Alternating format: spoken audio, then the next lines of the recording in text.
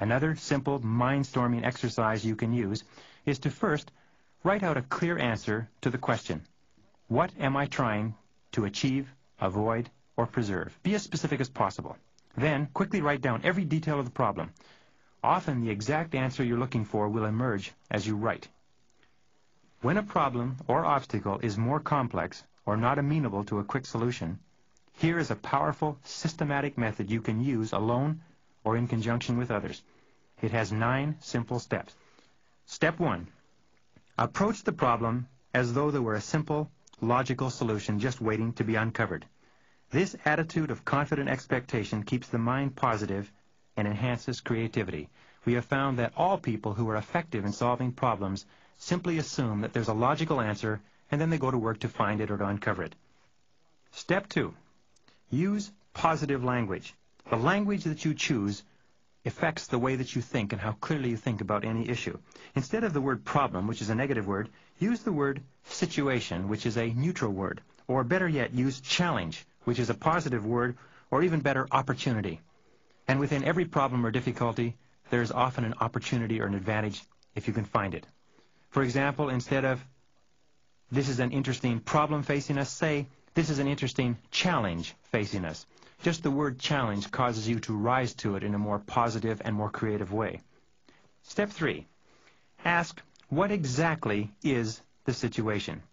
Define it clearly in writing. As they say in medicine, accurate diagnosis is 50% of the cure. Probably half of the problems or situations that you wrestle with in the course of a day can be defined if you'll simply define them accurately. And most people who are frustrated and unhappy in dealing with problems usually have a very unclear idea of what it is that they're contending with. Step 4. Ask, what are all the possible reasons or causes for this situation?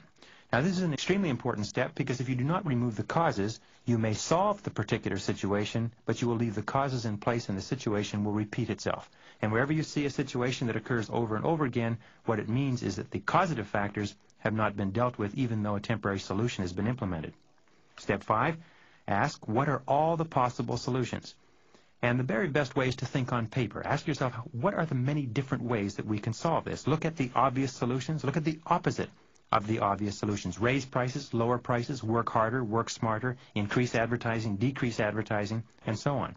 Very often, the exact opposite of your natural tendency will be the very best thing to do. Step 6, make a decision. Often, any decision is better than no decision. Develop the habit of decisiveness. As soon as you make a decision, you begin to get feedback, which enables you to correct the decision and gives you more feedback, which enables you to continue to correct. And the very most successful people in every field are decisive. Losers are indecisive. Losers vacillate and engage in paralysis by analysis. But all winners make decisions quickly and move ahead and begin getting feedback. Step 7, assign specific responsibility. Who exactly is going to carry out the decision? If it's you, accept the responsibility. If it's someone else, make it very clear to them what they're expected to do. Step 8, set a deadline for completion.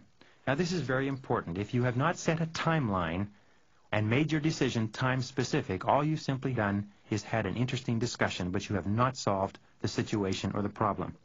And finally, step 9, take action as soon as possible. Get going, get busy, get to work on it. One of the things that we have found over and over again, that the surest way to deal with a major problem is to bring all your energies to bear on it as soon as you possibly can and stay with it nonstop until the problem is resolved, instead of picking away at it a bit at a time and coming back to it over and over. This method, this systematic method we've just discussed, is easy to apply, and regular use of this systematic approach will sharpen your mind and greatly improve the quality and quantity of ideas you generate. Remember, your creative capacity is like a muscle. The more you use it, the stronger, more elastic, more flexible, more serviceable it becomes for you.